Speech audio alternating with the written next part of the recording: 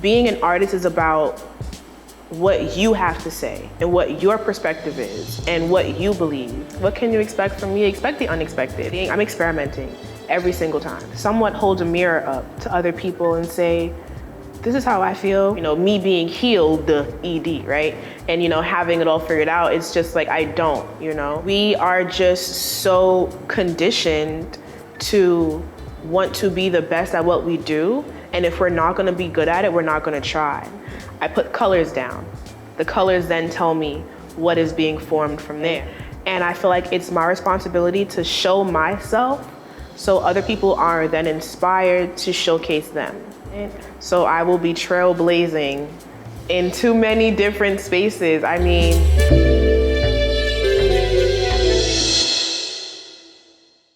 hey, my name is Maya Nicole. I am an abstract and intuitive style artist. And when I say artist, I mean with no limitations. So you can find me painting, shooting film, editing videos, styling, designing, and anything else my little heart feels like doing in that moment. You can find me on Instagram at Maya Nicole.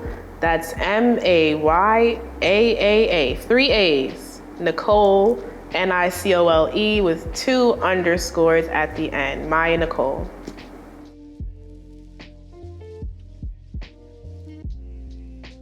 Right now, I think my biggest goal is peace. My biggest goal right now is peace because I feel like I've spent a lot of time trying to make things happen, right? And trying to go with the hustle and bustle of things. And that has caused me a lot of stress. It's caused a lot of panic attacks, a lot of mental breakdowns because things are not moving at the pace that I would want. I don't feel like I receive certain things that I should or I want in the moment. And I feel like that goes against my whole idea of walking in blind faith and, you know, coming from a space of I'm doing something that I love and ultimately I will be rewarded. So for right now, my biggest goal is just creating peace within myself because I believe in so within, so without. So that's my biggest goal right now. So for me, I don't separate myself. I don't separate my pain from other people. In my opinion, I feel like my work is my therapy. It started off a part of like my self-healing journey. So I wasn't showcasing. But I don't personally believe that the pain I go through is unique. I feel like at some point, somewhere, someone else is able to relate to it. So I always consider my pieces to be mirrors for other people. They are my deepest, you know, in my pits of my soul. That is, you know, where the stories come from. But it is my goal to somewhat hold a mirror up to other people and say, this is how I feel. This might be how you feel. And we share that commonality. Yeah, to me, it's not about separating myself or separating myself as a person versus being an artist or what I'm saying in my pieces. I feel like everything just flows, and the messages are there, and I don't try to differentiate. Actually, because I consider myself to be an intuitive style artist. I follow my intuition. I do what feels good in the moment. I don't try to aim for perfection or aim for certain things. Sometimes I go on with no idea at all, and then it ends up coming out like, oh. So when it comes to me being in the zone and when I'm creating, I consider myself a self-taught artist. I do have some like training from like high school and middle school with learning techniques and stuff like that I can tap into if I want to maybe do like continuous line or if I want to do like I forget dottism or whatever the word is, I don't know. But you know, I think about those things sometimes, but when it comes to me just like creating, I'm experimenting every single time. I have no idea. If I'm drawing, like I draw a lot of nude figures, experiments. First hands, no like grid lines, no projectors. I'm not aiming for perfection, I'm aiming for what I'm pleased with.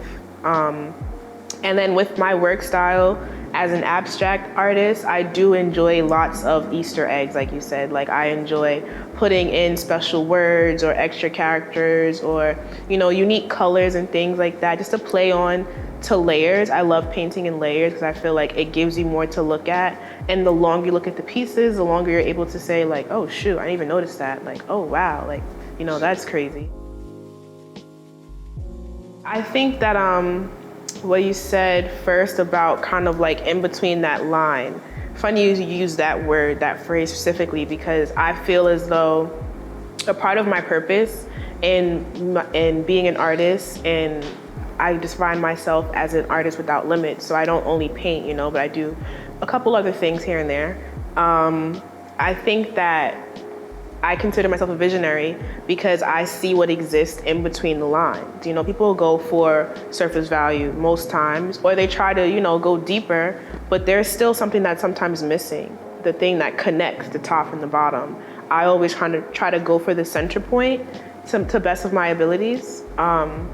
So with that piece, with the greed and the Bible scriptures and everything like that, for one, I have a complex relationship with religion just due to my upbringing and my personal background. So for me, it's also intuitively picking those scriptures. So if I was to read some of the scriptures that are on the piece right now, they would be aligned with the thoughts of, greed and, just like those kind of, like you said, like low morale kind of standards. In creating the piece, that was not my initial, direction. I put colors down. The colors then tell me what is being formed from there. And it's like, it feels good to put this Bible piece here and the money here, and it kind of works. In the end, the piece now to me does speak of, what it is to be a sinner and what it does mean to kind of exist in a jail, in a hell. But for me, I think, and it's incomplete, the piece is not finished in my opinion, but to speak on a concept, standard, basis, whatever, to me, heaven is what we create in our mind, and hell is what happens here on earth, right? So we are existing here on earth, we are caged in the atmosphere, we are all living for self, unfortunately. There's not a lot of community-based things, that exist unless you're creating them, to each his own. And I feel like that piece just speaks to where we are right now as a people. We're all kind of just jumping out of the fire, trying to jump out of the cell, but we end up falling right back to where we tried to escape from. I think it's offensive. I think it's, yeah, okay. On one hand, as artists, we have this thing within us where, we feel like we are pushing things out that people have never seen before, that they have not felt, that they have not experienced. But I think that goes against my idea of what I'm trying to accomplish. For me, again, like if I want to hold a mirror up, I don't want people to feel excluded. I don't want them to feel like I am at some level and then they're somewhere else, Ultimately, when I teach like my paint and sips, I always encourage everyone to say, we're all artists, it's all subjective. It's all about your perspective and your perception in this life, right? So it's like, for me, I feel like when we get into conversations and it's me versus them or us versus them, it's only pulling us farther apart, and it's only going to create more disdain, more just a lack of unity. And I feel like ultimately, I want people to wake up to the fact that we need each other, that we need community, that without community in any realm, we are doomed, like as freaking, humans, beings, or whatever. You talk about race, you talk about politics, you talk about sex, you talk about gender, you talk about all these nuances, right? As an artist, I don't want to contribute to that. I want to share my perspective, but I also want to point out the fact that this is not only my perspective, and I know someone else might have the same thoughts. I just have the bold energy enough to share it. But there are people who I believe, who think like me, who talk like me, who act like me, who are scared to show themselves, who feel like they are misunderstood and that people don't want to hear what they have to say, or people don't care about what they have to say. And I feel like it's my responsibility to show myself so other people are then inspired to showcase them. You know, I don't want to have any perception around me that I think of myself on a higher level. I mean, I do. Don't get me wrong. Every now and then, you know, you gotta be realistic. You gotta have your, you know, your confidence or whatever. But at the end of the day, I don't want to put myself in a bubble that's floating away from everyone else. So the one thing in a couple conversations that I've had is I push the point that, you know, as children, we are our truest selves. We are born knowing who we are, what we like to eat, what we don't like to eat, when we want to go to bed, when we want to laugh, what's funny, who pisses us off, whose energy we don't like. We know all of that as children, right? But then you introduce us into the school system, introduce us into just more structure, discipline.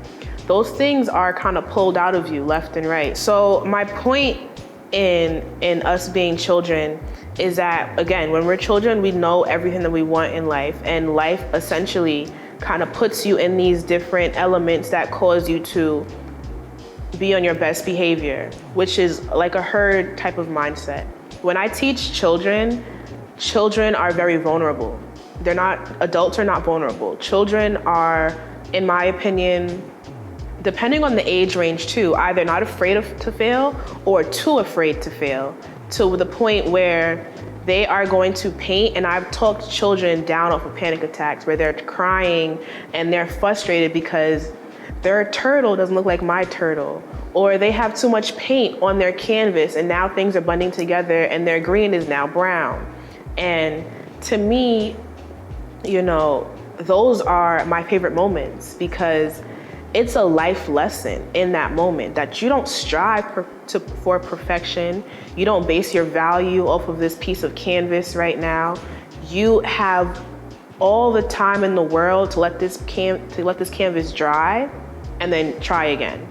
Or we can wipe it off and we can change your color. Or I can come in and I can help you, show you how to hold your brush, and then it's different.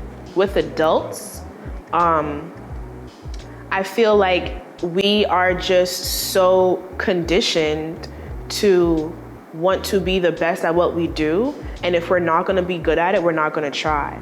So in teaching adults, I have to really come in on the basis of, okay guys, we're gonna keep our classes really cute and positive, right? So that means no bad energy. So that means, oh my God, I suck, I can't do this, I don't wanna hear it. Like, no, we're not doing that, because what does that do for you? At the end of the day, I say, you know, we have to trust the process. We can't see the final product until the very end. If you don't like it at that point, we can talk about it, but I will be able to come around and help you if you need it. But essentially, being an artist is about what you have to say and what your perspective is and what you believe. So what I create and what you create are gonna be different, but that's the point. And I think that it's easier for children to accept that quicker than it is for an adult, because an adult is still like, well, how did you blend your colors like that? And how did you do that? And the kid is like, oh, word, I can do my own thing? Cool. Now my turtle is pink and it has a pink face and a yellow tail, and they're fine with it, you know? But adults are a lot more resistant. But that is to be expected when we go our entire lives having to follow a certain set of structures and orders and things that make the most sense. I definitely relate my own self-taught, you know, my mindset when I'm teaching adults again and again. Like, this whole mirror thing is so real, because when I first started painting, again, like 2019, 2018, I was really hard on myself because I didn't feel like my work looked as good as the other artists that I saw.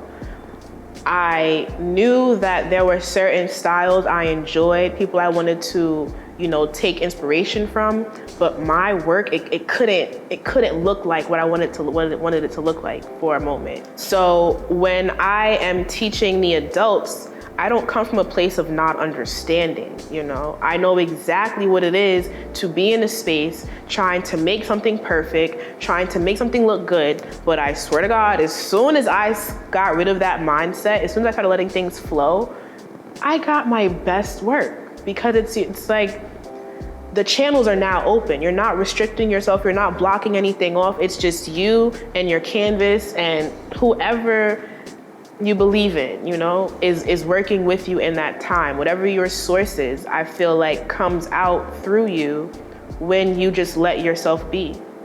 And I think that, again, like just being a mirror and understanding that so within, so without, and everything that I experience is a learning lesson and is a testament and a testimony for me and for other people. I am always, coming from a place of empathy when it comes to my teaching, kids or adults. So that's my opinion on that. I would like to respond. For one, you said healed, ED. I am healing, ING. I am not healed. I would never claim to be healed. I think that that's a lifelong journey, and I don't think that I barely got my toes wet, I feel, personally. I feel like I'm going through something every single day. I feel like self-reflection, you know, is something that you can only really fully, like, you know, throw yourself into as you grow. So I do a lot of reflection, you know, because I'd be in the crib painting all day or whatever. So I have a lot of time to think. But at the same time, that only goes but so far. You know, you still have to immerse yourself into the world and get different experiences to where what I thought about myself and what I thought I had gained knowledge on, right? And what I thought I had healed per se, 6 months later, something happens that now triggers me or triggers an old reaction out of me that I am still working through, you know? So I just have to say, like healing is a lifelong process, and I have not figured it out yet. But I am confident in the fact that I am aware of how things are all interconnected. And I do believe that for where I am in my healing journey has me at a unique advantage sometimes in terms of how I relate to other people, how I perceive other people, and how I just communicate in general.